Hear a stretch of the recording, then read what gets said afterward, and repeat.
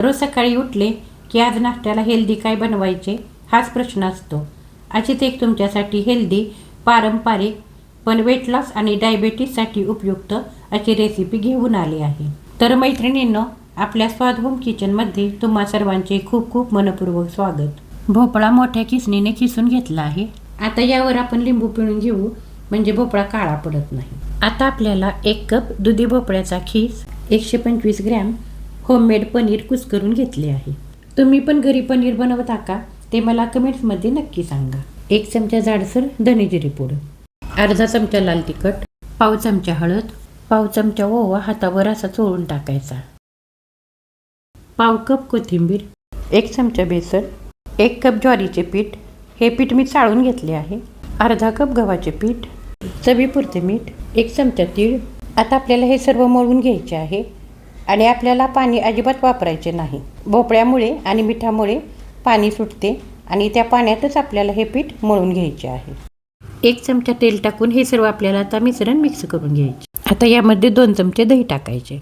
गरज पडली तर तुम्ही त्यात 1 ते 2 चमचे दही वापरू शकता. पीठ मळून झाले आहे. आता याला 10 मिनिटं झाकून ठेवते. पाणी उकळेपर्यंत आपण मुटके करून घेऊ. तेल लावलेल्या चाळणी ठेवून मुटके 15 मिनिटं हाय फ्लेमवर उकडून घ्यायचे.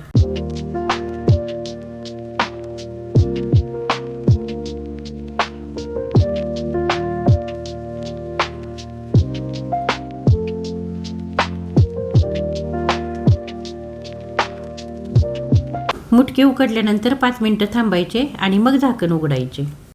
असे हे आपले मस्त मुटके आता तयार झाले आहेत. तुम्ही हे मुटके असेच खाऊ शकता, पण जर चटपटीत करायचं असेल तर त्याला आपण फोडणी देऊ.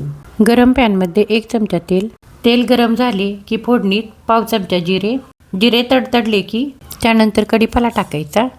कढीपाला छान परतून घ्यायचा. आता 1 चमचा तीळ टाकायचे, तेही परतून घ्यायचे. आता यामध्ये पाव चमचा हिंग टाकून लगेचच आपल्याला मुटके टाकून परतून घ्यायचे आहेत. आपली मुले मोठी झाली की त्यांच्या करिअरमध्ये ती बिझी होतात.